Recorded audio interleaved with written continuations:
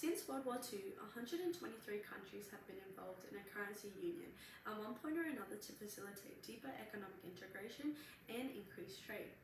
By 2015, 83 of these countries had continued the same practice. However, the practicality of a currency union between Australia and New Zealand has heavily been debated within the past 2 decades. So, suppose this does happen, how does it affect you? Today we'll be discussing the policy implications of a new singular currency which we'll refer to as ANZAC, the economic, social and political considerations behind it, as well as explore the short-term prospect of the ANZAC currency with the US dollar. First, let's have a look at the benefits of this policy. The Closer Economic Relations Agreement, one of the most comprehensive free trade agreements between Australia and New Zealand, which was implemented in 1983, has increased merchandise trade by 10.6% annually between the two nations and allowed for total bilateral trade valued at 28.6 billion Australian dollars as of 2020. So for the most part, it would be safe for us to assume that ANZAC would build on the success of this free trade agreement.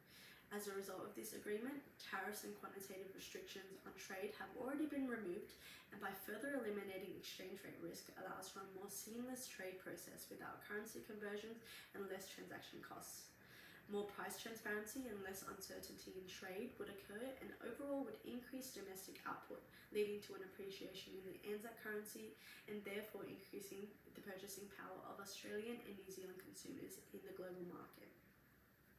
Now, if we look at the negatives of this policy, despite the geopolitical proximity of the two nations, due to the size of Australia's economy, New Zealand policymakers will have to forfeit the control of their monetary and foreign exchange policy to the Reserve Bank of Australia.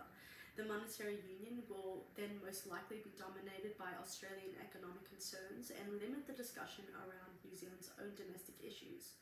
In all currency unions, asymmetric shocks will have different impacts on member countries, and if we break it back down to the basics of economics, when countries are unable to utilize exchange rates and monetary policy as tools to combat economic downturns and address the nation's goals, things could go very badly for New Zealand.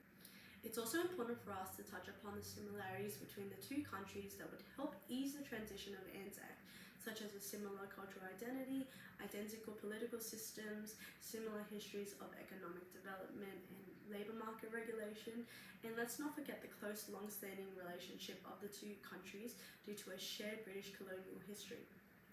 So assuming the implementation of ANZAC is irreversible, how does it fare with the US dollar in the short term? In the context of a global recession originating from the US, due to high inflation rates, the US dollar may depreciate against the ANZAC currency. Why is this?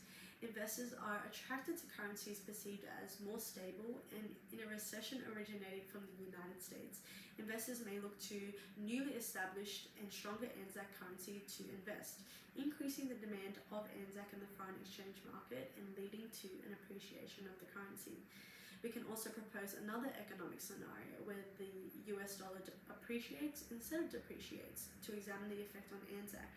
Perhaps a trade war reignites between the US and China, similar to geopolitical instability in the Cold War era. We can expect to witness then a disruption in global supply chains and trade flows, and with Australia and New Zealand's heavily export-oriented economies, this will lead to a depreciation in ANZAC. Similar to investors flocking to the more stable ANZAC currency with a poor performing US economy, the opposite can occur in this instance, with investors flocking to the US dollar as a safe haven and therefore causing it to appreciate against ANZAC in the short term. Therefore, when we examine ANZAC, which absorbs the economic success of both nations, the international competitiveness of the currency may strengthen in the short to medium term, where collaboration between ANZAC economies may boost investment flows into industries such as technology and manufacturing. Monetary policy decisions of the ANZAC Central Bank in response to both global and domestic economic developments will also play a crucial role in determining how ANZAC fares with the US dollar in the short term. With constant market changes affected by geopolitical and social events, trying to predict the precise outcome of ANZAC interactions with the US dollar is very difficult. However, from the evidence I've brought forward today, you've gotten a sense of how a currency union between Australia and New Zealand may play out. in the unpredictable nature of the global economy. Thanks for listening.